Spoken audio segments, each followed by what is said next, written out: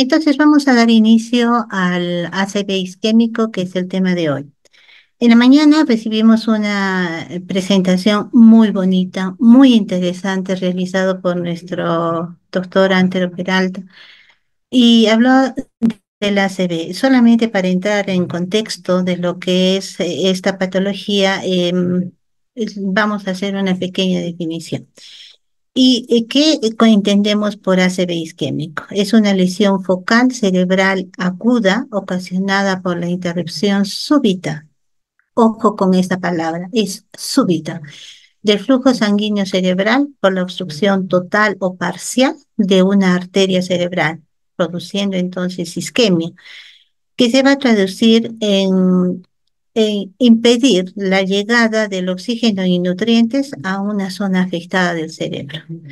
Esta ausencia de oxígeno y nutrientes va a ocasionar necrosis o muerte neuronal. El ACV también lo conocemos o como contiene otros sinónimos. Enfermedad cerebrovascular, desorden cerebrovascular, ictus, apoplejía, infarto cerebral, ataque cerebral y stroke. Cabe decir acá que el ACV no, en realidad no es un accidente, no es algo que se presenta de forma casual. Es el resultado de un conjunto de factores condicionantes que han llevado a este paciente a que sufra un accidente cerebrovascular. Y estos factores condicionantes se han tenido que presentar durante años: la dislipidemia, la hipertensión, la diabetes como factores de riesgo. Ay, un momentito, no quiere avanzar. Ya. Ya, entonces se habla de las causas del ACV isquémico y existen dos causas, las más principales: los trombos y los émbolos. ¿Cuál es la diferencia entre los dos? Los trombos es la presencia de un coágulo que se ha producido en una arteria dañada por la presencia de placas ateromatosas, pero tiene la característica fundamental de que esta arteria se encuentra ubicada en el cerebro. Entonces se va a producir la obstrucción y con la consiguiente pérdida del flujo sanguíneo hacia el área que esta arteria tenía que irrigar. La segunda causa es la embolia. Y la embolia es también un coágulo que obstruye una arteria del cerebro, pero que su origen no está en el cerebro, sino en otras áreas del cuerpo. Así tenemos que la principal causa de émbolos es la fibrilación auricular. Cabe señalar que la fibrilación auricular es una de las arritmias más comunes que se presentan en las pacientes adultos mayores, quienes a su vez son los que presentan con mucha mayor frecuencia estos cuadros de ACV. ¿Qué sucede? Que la fibrilación auricular es un ritmo irregular que va a ocasionar una contracción inadecuada de las aurículas y que como consecuencia va a producir un éstasis de la sangre. Este éstasis va a predisponer la formación de émbolos y que van a salir a la circulación general en cada contracción del corazón. Va a llegar hacia el cerebro, se va a ubicar en una arteria de menor calibre y va a producir el ACV. Otra de las causas que pueden ocasionar embolia es la acumulación, es en una arteria de grueso calibre, por ejemplo, las carótidas, que como ustedes ven acá se encuentra dañada por la presencia de placa ateromatosa. Se produce la ruptura y la liberación de un trombo. No la ocluye porque es un vaso de gran calibre. Este coágulo viaja y tiene el mismo mecanismo que el que tiene la embolia, ¿no? O sea, viaja a través de la circulación y se aloja en una arteria pequeña del cerebro.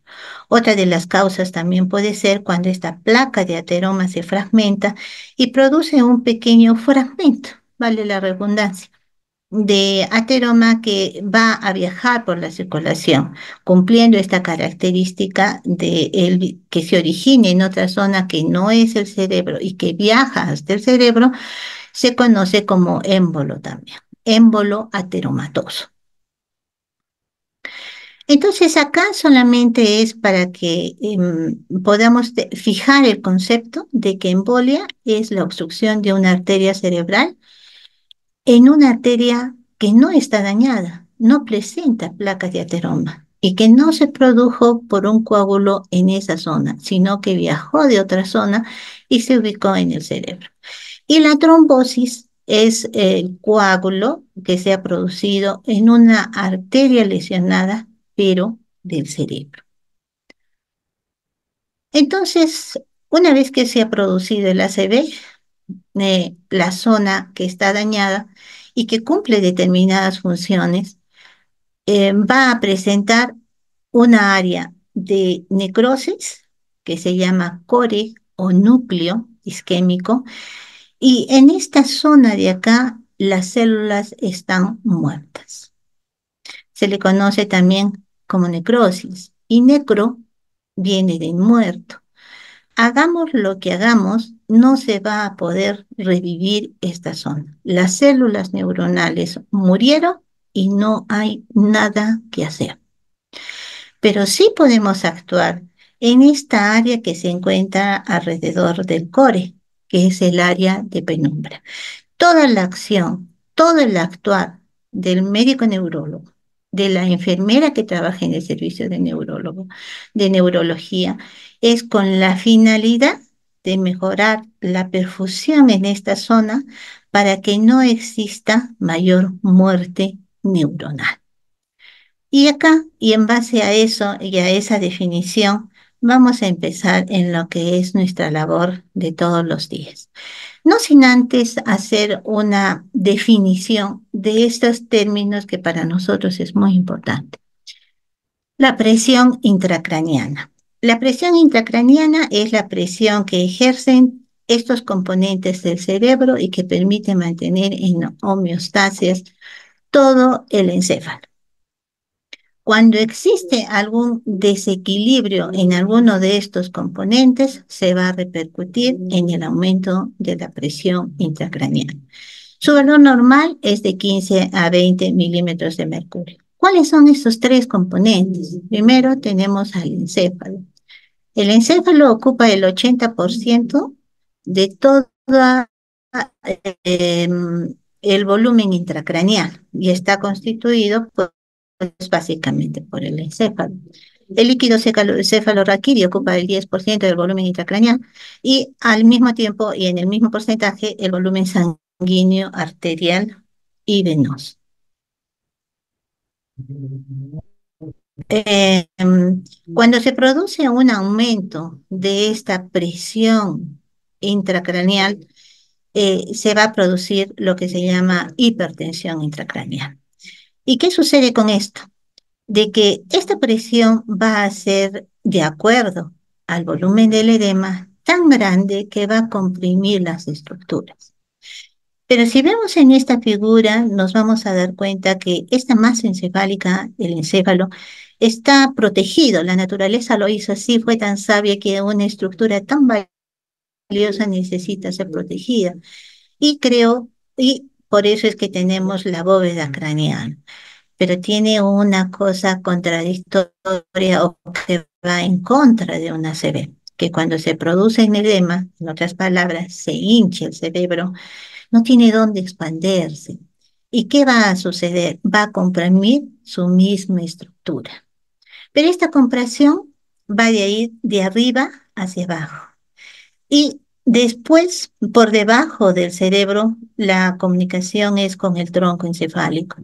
Y el tronco encefálico en sus tres partes, mesencéfalo, protuberancia anular y bulbo raquídeo, va a hacer presión y va a comprimir estas estructuras. Como consecuencia de esto, tenemos de que en la zona del bulbo raquídeo tenemos los centros de la respiración y los centros de la frecuencia cardíaca. Y esto, si son comprimidos, va a ocasionar un paro cardíaco después y un paro respiratorio. Entonces, en el ACV isquémico, como ya les acabo de mencionar, se presenta el edema cerebral. La magnitud depende del tamaño del ACV.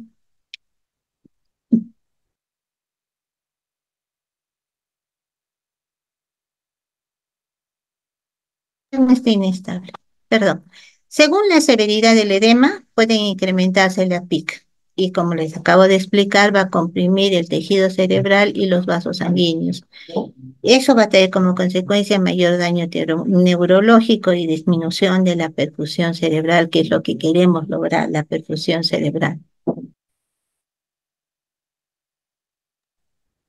Una disminución de la perfusión cerebral produce más daño neurológico. La atención de enfermería. Básicamente, la atención de enfermería es para evitar que la presión intracerebral aumente y evitar que haya mayor compromiso en la masa cerebral, sobre todo a nivel de la sombra de penumbra. Nuestra atención de enfermería y los cuidados de enfermería en un paciente con ACV incluyen la neuroprotección. La neuroprotección son todas aquellas medidas farmacológicas y no farmacológicas que van a ayudar a que se evite la presión intracraneal y para favorecer la reperfusión cerebral, sobre todo básicamente en el área del ACV, del infarto cerebrovascular. La valoración neurológica. La valoración neurológica, a ver, es otro de los aspectos que tenemos que considerar y más adelante los vamos a detallar. El control de la vía aérea y de la respiración, el control hemodinámico y vascular, el manejo del dolor y de la sedación, el soporte nutricional, el apoyo psicológico y educación que se le da a los familiares y prevenir las complicaciones neurológicas y sistémicas. Acá, en cuanto nosotros tenemos la indicación de que va a ingresar un paciente con ACV, debemos de tener en cuenta esto. Un paciente con ACV, ya sea trombolizado o no trombolizado, el paciente va a ingresar al servicio con diferentes grados de severidad, de acuerdo a la magnitud del edema, al compromiso. Recordar que el mayor porcentaje de ACV se presenta en personas mayores de 60 años, entonces son personas que ya vienen con otras comorbilidades que hacen que este paciente geriátrico sea un paciente frágil. Entonces, eh, eh, ya sea que el paciente haya sido trombolizado o no haya sido trombolizado y que se haya recuperado o no se haya recuperado, hemos tratado el efecto del ACV, pero no hemos tratado la causa.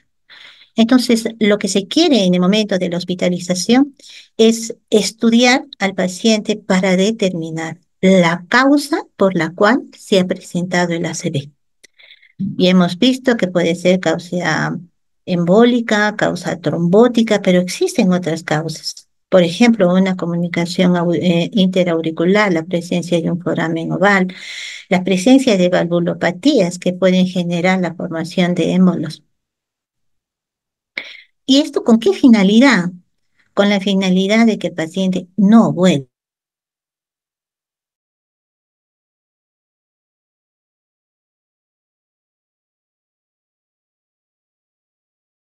a tener la magnitud del primero, sino va a ser mucho peor, va a tener mayores secuelas invalidantes. Entonces, acá, ¿qué va a hacer la neuroprotección? Como ya les dije anteriormente, el conjunto de medidas farmacológicas, la administración de medicación adecuada para contribuir a bajar el edema, y no farmacológicas, que son otros cuidados y estos cuidados básicamente son los cuidados de enfermería y que están orientados a prevenir que la zona de penumbra isquémica se convierta ya no en penumbra, sino en un infarto cerebral, en un coro. ¿Cuáles son los objetivos de la neuroprotección? Mantener una perfusión cerebral adecuada para preservar la zona de penumbra. Evitar situaciones clínicas que ocasionen una disminución de la perfusión cerebral. Controlar los procedimientos que ocasionen picos de elevación de la PIC que van a contribuir en la disminución de la función cerebral. Y es en toda esta parte de neuroprotección donde la enfermera tiene un papel muy, pero muy importante. ¿Cuáles son las estrategias de la neuroprotección? Corregir situaciones clínicas que puedan aumentar la presión intracraneal y planificar los procedimientos de enfermería que van a aumentar la PIC, minimizando estos picos. ¿Cuáles son las situaciones clínicas que aumentan la PIC? La hipoxemia, la hipercapnia, la hipertermia. La hipertermia es un factor muy importante en el mantenimiento y en el tratamiento de un paciente con ACV, porque va a aumentar el consumo metabólico en una zona donde ya de por sí requiere más oxígeno. Y se dice que por cada grado de temperatura por encima de los 7 grados centígrados va a haber un consumo metabólico mayor de 6 a 8%. El dolor. El dolor aumenta la presión arterial y con ello también aumenta las convulsiones por las contracciones, esos espasmos van a aumentar la PIC, la hipertensión. La retención urinaria. Esta retención urinaria, la presencia del globo vesical va a ocasionar primero dolor en el paciente, la incomodidad, el aumento de la presión que se le va a producir por el dolor, pero también la presión el aumento de la presión intraabdominal, que se va a reflejar en un aumento de la presión torácica y va a llegar a picos de aumento de la pico. Las deposiciones del paciente estreñidos, el paciente que no puede realizar deposiciones, va a tener empujos y esto va a aumentar, va a constituir maniobras de Valsalva que va a aumentar la pica, la tos, los vómitos.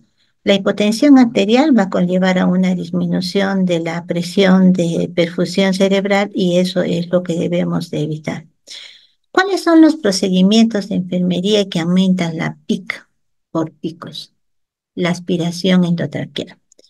Es muy importante señalar que un paciente que está postrado, que es la gran mayoría de los pacientes que recibimos, estos pacientes que son pacientes que no tosen, no pueden toser adecuadamente. Son pacientes que no nos ayudan mucho, no tienen el reflejo de la tos. Entonces, estos pacientes van a acumular secreciones y en ellos, sí o sí, hay que aspirar las secreciones. Pero ¿cómo hacer la aspiración de las secreciones para evitar aumentar la PIC? Primero se debe de hiperoxigenar al paciente y la aspiración de secreciones no debe ser agresiva, debe durar poco tiempo y no hacerlo de tal manera que ocasione hipoxia en el paciente. Entonces hay que ser muy cuidadosas, muy suaves en cuanto a la aspiración de secreciones.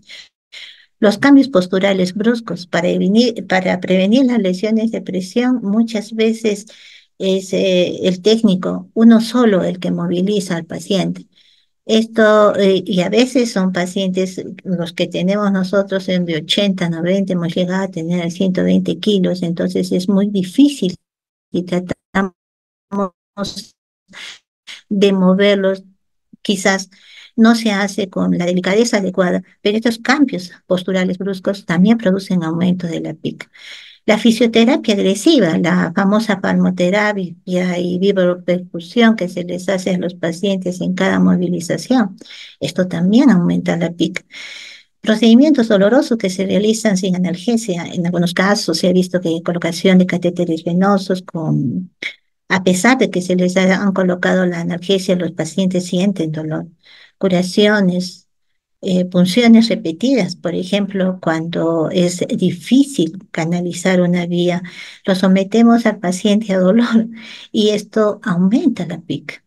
Estimulación excesiva del paciente, los ruidos de los monitores, la luz excesiva, a veces eh, también visitas de otros pacientes que se ríen, que hacen mucho ruido y esto también estimula al paciente.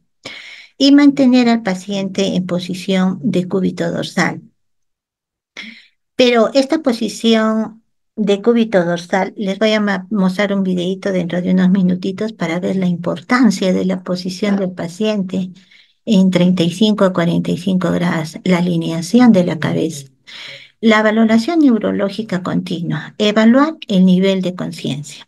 Y esta valoración del nivel de conciencia nosotros la hacemos a través de la escala de valoración de Glasgow. Sí, ya esta escala de valoración de Glasgow fue diseñada y creada por dos médicos neurólogos que trabajaban en la Universidad de Glasgow, de allí el nombre de la escala, y que se originó con la finalidad de mantener una estandarización para los criterios de evaluación del paciente. Y tomó tres ítems: la apertura ocular, la respuesta verbal y la respuesta motora. El puntaje mayor, cada uno tiene diferente puntuación.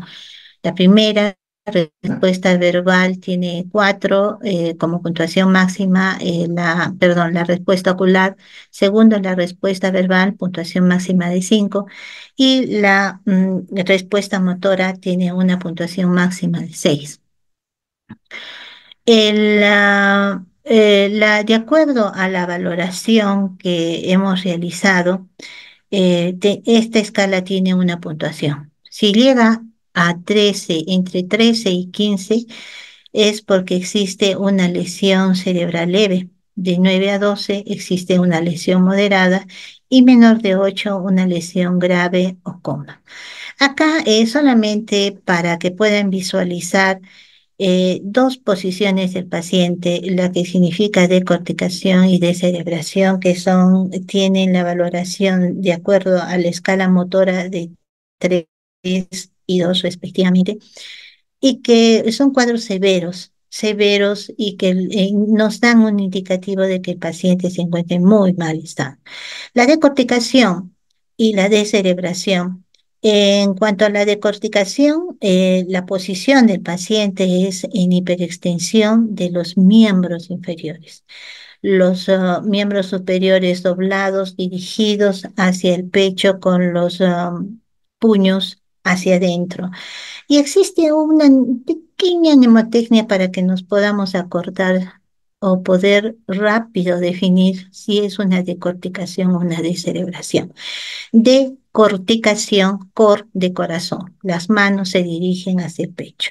Y la descerebración es la misma postura de los miembros inferiores, con la diferencia de que los brazos están en extensión a los lados del cuerpo y los puños dirigidos hacia afuera. Sigamos, entonces, en cuanto a la evaluación neurológica continua, como ya lo hemos dicho, a nivel de conciencia, el déficit neurológico focal, ah, mm, eh, acá está. El déficit neurológico focal se refiere a aquellas deficiencias o aquellas alteraciones que se han producido como consecuencia de una lesión cerebral. Dentro de ellas, una manifestación de un déficit neurológico focal es que el paciente con ACV tiene alteraciones para el habla o habla en forma muy lenta, o paciente que tiene disartria, dificultad para poder articular las palabras. El otro signo de focalización es la simetría facial, la, mm, la paresia o la hemiplegia, entendiéndose como paresia la disminución de la fuerza.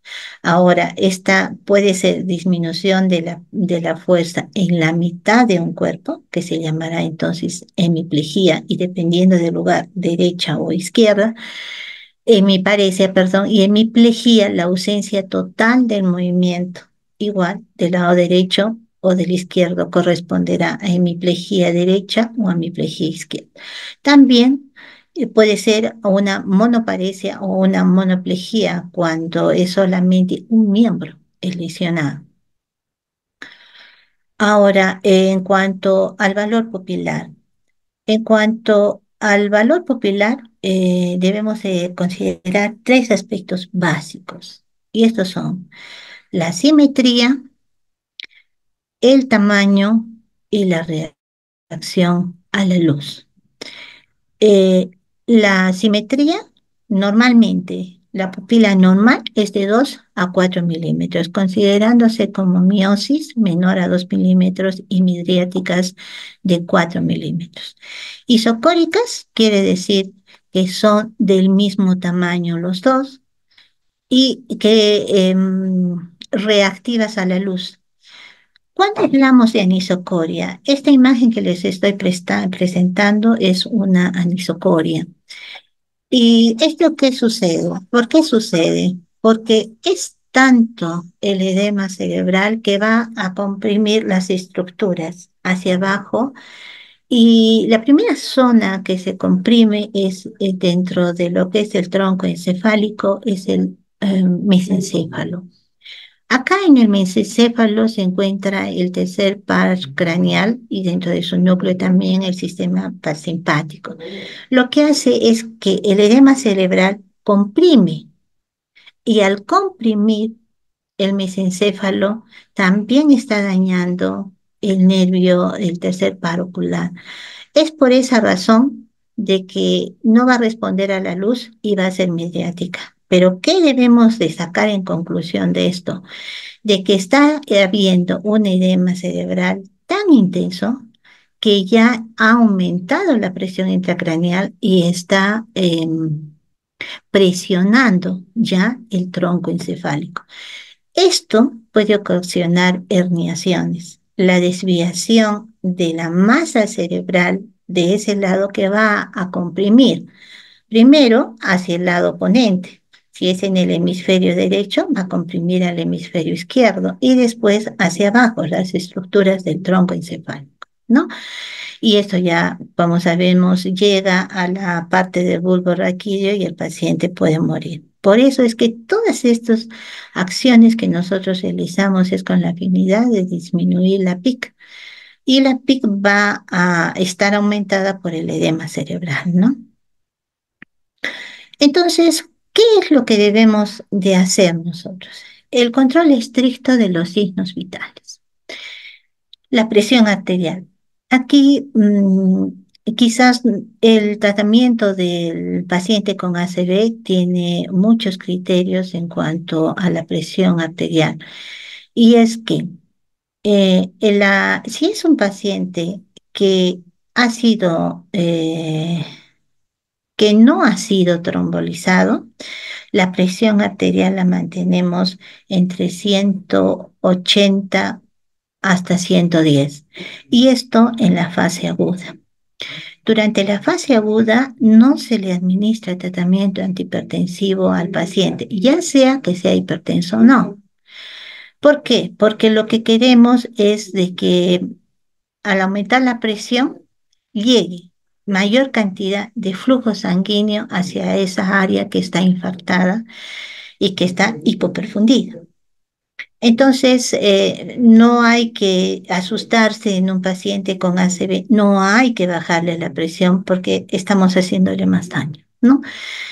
Siempre estos controles de presión arterial son manejados en el servicio junto con el médico. No es que existe esa indicación, pero de repente hay otros factores que necesitamos que sean vistos por el médico y de acuerdo a eso, en un trabajo continuo, conjunto, damos la mejor atención al paciente.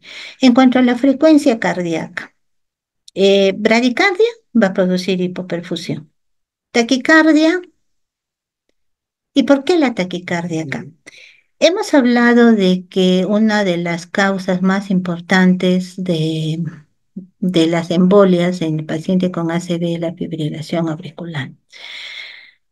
Muchas veces nosotros tomamos la frecuencia cardíaca con el saturómetro. Es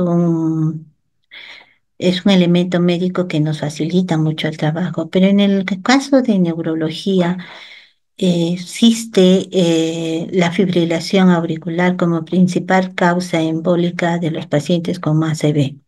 En tal sentido, no solamente es ver si está taquicárdico o no, o está bradicárdico, sino las cualidades del pulso, su ritmo, si es frecuente o no es frecuente, si está arrítmico.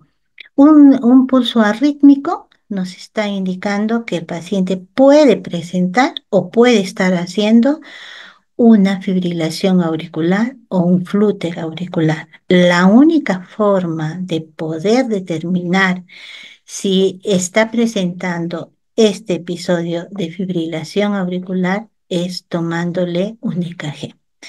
¿Y esto por qué razón? Muchas veces cuando el paciente presenta el ACV, entra a emergencia, le toman su EKG y el paciente está en ritmo sinusal. Pero durante la hospitalización encontramos que el paciente hace taquicardia y está arrítmico. Le tomamos el EKG y el paciente está en fibrilación auricular. ¿Y esto por qué? Porque la fibrilación auricular puede ser crónica. Pueden estar debutando los pacientes crónica cuando el paciente ya sabe que es fibrilador. Están debutando porque nunca supo que estaba presentando fibrilación auricular. Y hay otro tipo de fibrilación auricular, que es aquella que se llama paroxística, que puede entrar a ritmo de fibrilación y luego salir a ritmo sinusal.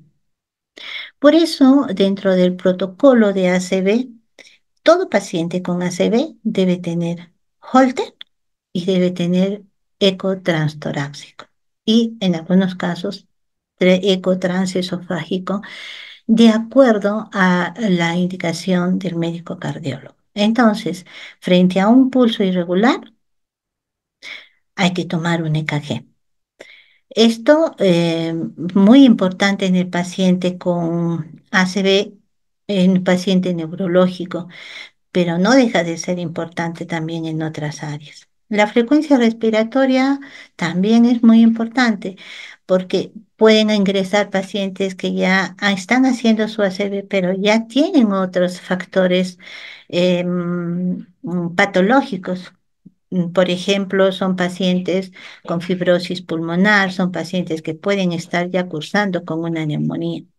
Es muy importante ver el ritmo de la frecuencia respiratoria. Ahora, algo más de la frecuencia respiratoria, también ver las características de la frecuencia respiratoria, porque en pacientes con daño cerebral va a haber diferentes tipos de respiración. La respiración de Gaussman, la respiración de Chernystok. Considerar también que dentro de los factores condicionantes de un paciente con ACV está la diabetes, ¿no? Y la saturación de oxígeno es muy importante en un paciente en la etapa aguda, mantener una saturación mayor del 94%. También esta oxigenación se realiza en destete conforme van pasando los días, porque ya sabemos que el oxígeno también se comporta como un medicamento, es un medicamento. Por lo tanto, debemos de mantenerlo en una adecuada oxigenación. Cuando el paciente se va recuperando, ya vamos disminuyendo la fracción inspiratoria de oxígeno hasta el momento de que, en el caso del paciente pueda realizarse, se le pueda destetar la temperatura. Aquí solamente para eh, hacer un poquito más de énfasis. La temperatura es algo muy importante que tenemos que controlar en un paciente con ACV por las repercusiones que produce. Produce daño a nivel del vaso, actúa básicamente a nivel de la penumbra isquémica. Tiene mucho, produce menor o peor pronóstico en un paciente con ACV y tratar inmediatamente la temperatura, ya sea con la administración de metamizol, la administración de paracetamol, nunca olvidarse de los medios físicos para bajar la temperatura. Es importantísimo mantener la normotermia en el paciente con ACV. Monitorizar la glucemia, esto también es muy importante. Se está asociada la glucemia con el peor pronóstico del paciente con ACV. Nosotros no se bajamos la glucosa a valores normales, no, no lo hacemos. Los valores óptimos para nosotros en un paciente con ACV es de 140 a 180 miligramos por decilitro. La hipoglicemia, el tratamiento es inmediato, aumentar la glucosa. Y en el caso de la hiperglucemia, solamente la bajamos cuando sus valores están por encima de 200 y utilizamos las insulinas de acción rápida. Am, Hay que considerar que la presión arterial baja va a producir hipoperfusión cerebral, va a dañar más nuestra zona de nuestro ACV, ¿no? El aumento de la presión arterial va a ocasionar el riesgo de conversión hemorrágica. Yo les había hablado que los valores de la presión nosotros los mantenemos altos, pero esto no es persistente. Es solo en la etapa aguda, durante las 48, 24, 48 primeras horas, y luego conforme van pasando los días vamos bajando los valores a considerar para la administración de la medicación antihipertensiva. Y esto por el riesgo también de conversión hemorrágica. La frecuencia cardíaca, como ya hemos comentado, va a producir hipoperfusión cerebral, la taquiarritmia severa, y cuando es muy grande, por ejemplo, en el caso de fibrilación auricular que manejamos, los pacientes manejan frecuencias cardíacas desde hasta 150, 170 y que no ha habido compromiso hemodinámico, procedemos a hacer la cardioversión medicamentosa con amiodarona. Pero en el caso de que haya ya compromiso hemodinámico, inestabilidad hemodinámica que se hace evidente con la presión arterial baja, en este caso sí procedemos a la cardioversión eléctrica. El pulso, ya les comenté, es muy importante saber la frecuencia, pero sobre todo la ritmicidad. Eso es también muy importante. Acá les estoy presentando un electro. En la primera parte tenemos, un electro y en la segunda parte un ritmo de fibrilación. Es un ritmo, como ustedes lo ven, irregular. La frecuencia respiratoria, la taquipnea, también puede ser una señal de broncoaspiración. La bradipnea puede ocasionar también hipoxia cerebral.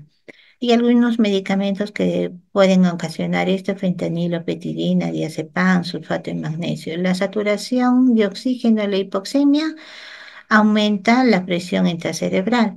Por vasodilatación, por tal motivo, nosotros utilizamos la oxigenoterapia en función de la saturación de oxígeno.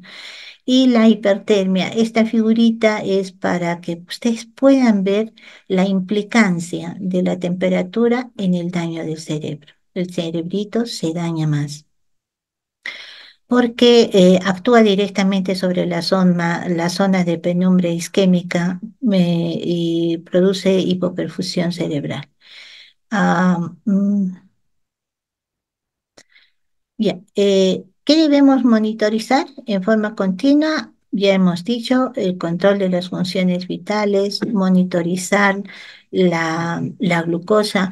Como parte del protocolo que nosotros tenemos en el servicio, todo paciente con ACV tiene monitorización de glucosa cada 8 horas.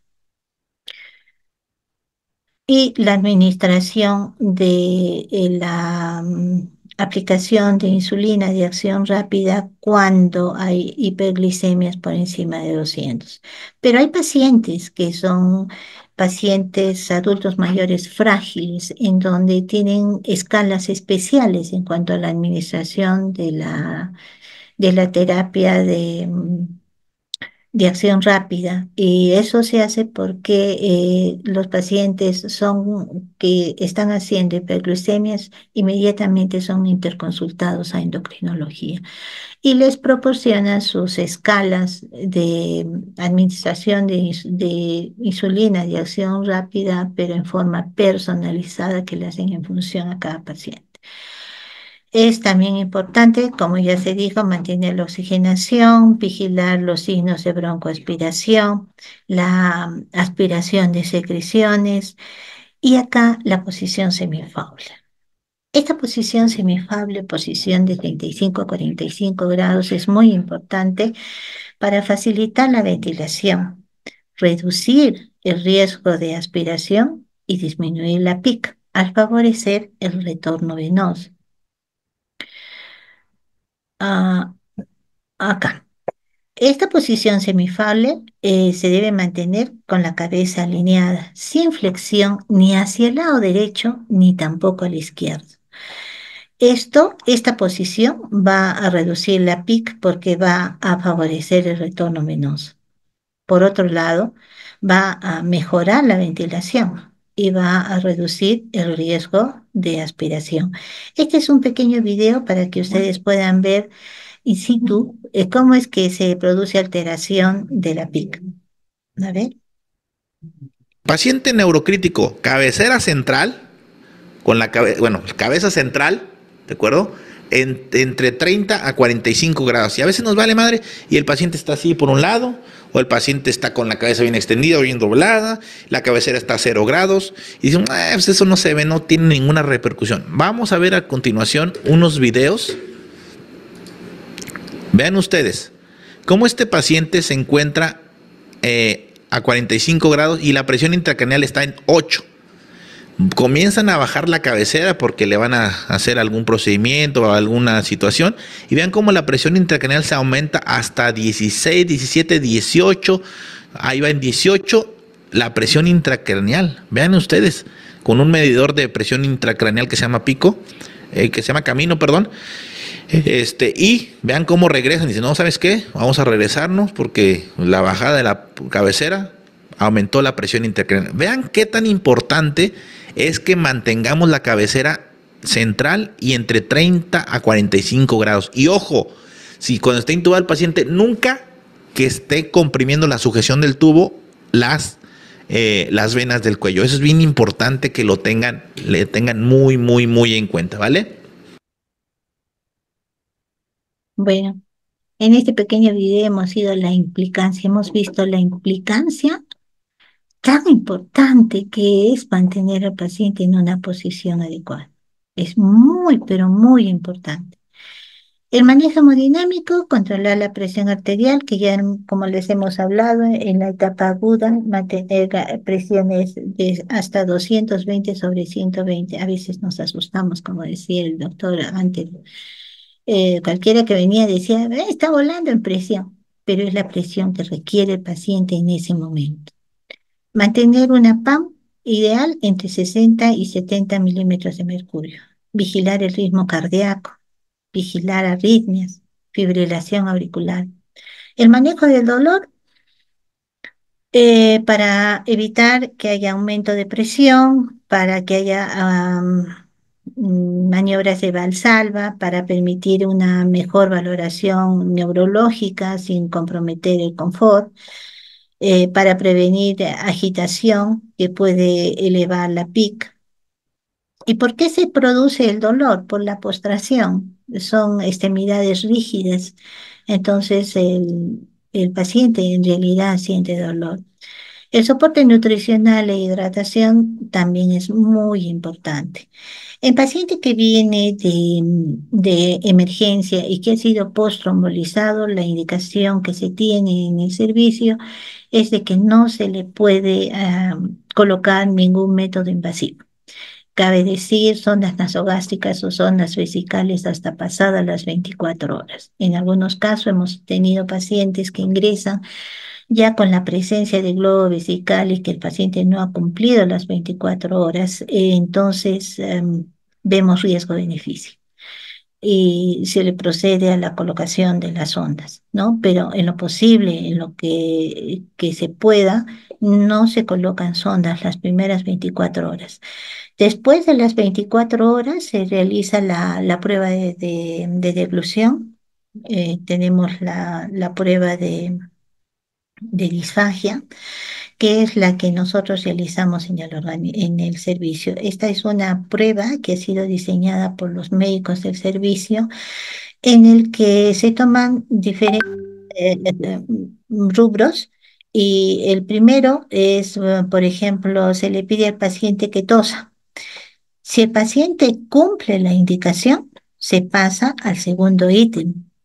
Por ejemplo, que el paciente puede deglutir néctar 5 centímetros, pero cuando le vamos a dar los 10 que sigue como siguiente ítem, no lo pasa, se suspende el procedimiento y el paciente es no apto para la deglución, con la finalidad de evitar broncoaspiraciones. Y en estos casos al paciente es prioritaria la nutrición. Se le instala sonda nasogástrica y se procede a la nutrición, ya sea con Ensure o ya sea con dieta líquida. Como les decía, si no puede deglutir, sonda nasogástrica y nutrición enteral y mantener balance hídrico estricto. El apoyo psicológico y educación es muy importante. Es muy importante el apoyo a la familia porque cuando hay un paciente con SIV es una complicación total. Todo el esquema de vida que tiene esa familia se trasloca porque el paciente está imposibilitado, la esposa o los familiares tienen que venir a verlos, dejan sus casas, es todo un problema, es un gran problema psicológico, tanto para el paciente como para... Explicar de manera clara el plan de cuidados y aquí para nosotros es muy importante la participación de la familia en el hecho de que nos ayude a cuidar al paciente porque el personal no nos damos basto. Son 8, a veces 7 pacientes que están postrados. Entonces, tiene que haber alguien que los esté mirando y que nos dé voz de alarma, ¿no? Si es que el paciente, porque muchos de ellos se excitan. También el cuidado del familiar en lo que se refiere a que ayude en la terapia física, la conversación que se le hace al paciente. Esto es muy importante, el familiar acompañante en nuestro servicio. Y también la educación que se le va dando al familiar sobre prevenciones los cuidados que debe de tener con el manejo de las sondas vesicales, de la alimentación a través de la sonda nasogástrica y los cuidados posteriores que tiene que salir. Al momento del alta también los pacientes reciben una evaluación nutricional y educación nutricional, ¿no? Y las recomendaciones obvias del cambio de sus hábitos de vida, ¿no? La rehabilitación temprana también es muy importante. Contamos con un personal de rehabilitación que va y nos ayuda en la rehabilitación física de los pacientes con neurológicos, ¿no? Y observar cambios neurológicos súbitos. El hecho de que un paciente esté en el servicio de hospitalización de neurología y que ya le haya dado un infarto, no lo exime a que no pueda presentar otro. Y sí, hemos tenido casos de pacientes que han hecho un infarto, que han estado en tratamiento, yendo muy bien, y de repente han hecho otro ACV. Entonces, es muy importante la evaluación de la escala de Glasgow. Si el paciente hablaba claramente y después está disártrico, ya nos indica que hay alguna alteración, una focalización. Si el paciente no tenía hemiparesia y ahora apareció, está haciendo signos de focalización. Entonces es muy, muy importante la vigilancia estricta al paciente, la evaluación pupilar y todo lo que se mencionó anteriormente. Prevenir el aumento de la presión intracraneal haciendo nuestros procedimientos de la mejor manera para evitar los picos de PIC. administrar la medicación indicada. Acá es muy importante considerar que la mayor parte de los pacientes que vienen hoy con ACV, la mayor parte de ellos se encuentran postrados. El hecho de la postración genera muchos trastornos y estos pacientes se empieza a colocar las heparinas de bajo peso molecular de manera profiláctica. Pero una vez que se ha definido que su causa o el origen del ACV es cardioembólico por una fibrilación auricular, por ejemplo, se empieza la anticoagulación, ¿no? Y es muy importante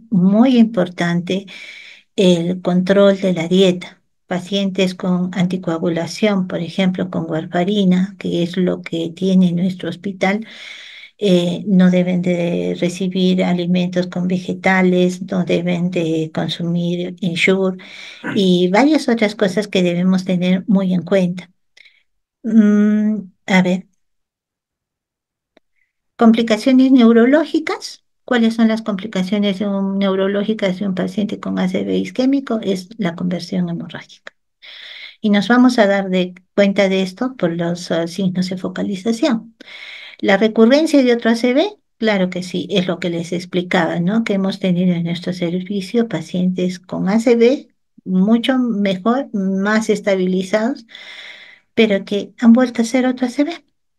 Incremento severo de la PIC con herniación encefálica. Lo que les hablaba, ¿no? Es tanto el edema que va comprimiendo, comprime el tronco encefálico, pero a nivel de mesencéfalo lo comprime y es la manifestación clínica que tenemos nosotros de la anisocoria. Y acá es muy importante este aspecto. Mm, la, Existen otras complicaciones que se pueden presentar en un paciente neurológico. Y esto básicamente está dado por la postración. Y en este aspecto tenemos la trombosis venosa profunda, que es esta imagen de acá, que se produce porque al no haber movimiento va a haber éstasis venosa. Estas éstasis venosas van a formar coágulos. Y estos coágulos van a tapar, va a suceder lo mismo que en una ACV, pero no va a ser en el cerebro, sino que acá va a haber hipoperfusión, zona dañada de irrigación, pero lo más importante acá es de que un fragmento de este coágulo va a viajar por la circulación y que se va a convertir en un émbolo. Este émbolo va a llegar al pulmón y va a producir una tromboembolia pulmonar y que esa es una situación grave que compromete la vida, pero y que el paciente llega a morir por la tromboembolia pulmonar y ya no por el cuadro de ACV. Las caídas, sobre todo por lo que les decía, la mayor parte de los pacientes de ACV son anticoagulados porque la mayor parte de las causas del ACV es la fibrilación auricular, pero también como medida de prevención, estos pacientes reciben aspirina y clopidogrel, terapia sí, antiplaquetaria, no, se me ha ido el nombre, antiagregante plaquetaria, y que si el paciente se cae, puede producir hemorragias. Entonces hay que tener mucho cuidado con esto. Otra de las complicaciones que pueden suceder son las famosas lesiones por presión. Estas lesiones por presión que no solo se van a producir en cualquier parte del cuerpo, a veces son muy extensas y que esa es la causa por la que el paciente tiene que estar más tiempo en el hospital, más tiempo va a demorar su recuperación. Son situaciones secundarias, pero que pueden llevar abajo y hacer que todo el tratamiento, toda la atención, todo el cuidado que se ha tenido para poder recuperar esa zona isquémica y hacer que el paciente se mejore, se pierda por otra complicación de otro sistema. Lo mismo sucede con la neumonía, la broncoaspiración, la infección urinaria. La mismo estado de postración en el que está el paciente va a ocasionar retención urinaria y muchas veces los pacientes que no tienen sonda, pero hacen retención, no llegan a eliminar toda la orina. Esto va a condicionar infecciones que en pacientes, en algunos pacientes que son inmunosuprimidos también pueden ocasionar una sepsis, el estreñimiento que puede ocasionar impactación fecal. El tratamiento de nosotros, imagínense, es un paciente que recibe dieta por sonda. ¿Qué está recibiendo? Ensure, dieta licuada que no tiene mucho residuo, además del hecho de la postración, que también disminuye los movimientos peristálticos. En tal sentido, no debemos permitir que el paciente tenga estreñimiento por el efecto de Valsalva, ¿no? El pujo que va a tener el paciente. Todo eso debemos evitar. ¿Cómo lo evitamos? Mediante la administración de lactulosa y en otro de los casos, ya cuando no responde la lactulosa, los enemas evacuantes. Las úlceras de estrés. El paciente está sufriendo un cuadro estresante por el mismo proceso de la enfermedad. Y los pacientes que hacen retención vesical o la presencia de globo vesical, es necesario en ellos ya la colocación de sondas vesicales con el consiguiente riesgo de infección. Entonces, es muy importante acá la educación en cuanto a la manipulación y los cuidados que se debe de tener con la manipulación, vuelvo a decir, de la sonda vesical, ¿no? Y que bien es cierto, el paciente salió del ACV con secuelas o no, pero puede hacer una infección urinaria, una sepsis, y el paciente puede fallecer por estas razones y no por la situación de ACV. Mm, Y aquí para terminar, solamente les quiero mostrar esta escala. Esta escala es la famosa escala de Cincinnati, llamada también FAST. Y esta escala de FAST evalúa tres aspectos y tiene sus letras iniciales que significan en inglés una determinada zona que debemos evaluar. F de face, si el paciente tiene asimetría facial; A de arms, si el paciente tiene pérdida de fuerza o ausencia total de la fuerza; speak, si el paciente tiene alteraciones para hablar; y time, de tiempo, porque tiempo es cerebro. Hay que recordar por cada minuto que pasa el paciente con ACV y que no es reperfundido, mueren 1.900.000 neuronas. Entonces, es muy, muy importante que apenas observemos algunos de estos signos, ya sea a nivel hospitalario, como lo decía el doctor Antero, o a nivel comunitario, llevarlo inmediatamente al hospital. Se dice que si nosotros observamos en una persona o en un paciente uno de estos signos, tenemos la 72% de probabilidad de que el paciente esté cursando con una ACV. Y si presentan los tres signos, 89% de posibilidad de que esté cursando una ACV. Lo único que nos va a definir si es o no es a través de una tomografía. Si en la tomografía no salió nada y es por otras causas, bendito sea Dios, no tiene una ACV. Pero si tiene el ACV y no se lleva, se está disminuyendo el tiempo de ventana, que es el tiempo en que se puede recuperar al paciente y disminuir sus lesiones invalidantes, ¿no? ¿Qué es lo que se quiere? Se requiere que un paciente tenga viva, pero con calidad de vida, y postrado, sin poder moverse. Eso no es calidad de vida. Hay que tratar desde que ese paciente con ACV nuevamente se reintegre a la sociedad, porque yo creo que a ninguno de nosotros nos gustaría tener un familiar que se encuentre en esas condiciones, ¿no? Y otra de las cosas importantes y que yo creo que debe de tenerse bien presente es la valoración del pulso. Y eso se hace fácilmente. Hagámoslo con nuestros familiares, hagámoslo con nuestros amigos, sobre todo personas mayores, pasando los 65 años, nuestros papás, nuestros hermanos. Y solamente determinando en la percepción del pulso un ritmo irregular, podemos estar identificando una fibrilación auricular, que es la principal causa embólica de una ACV.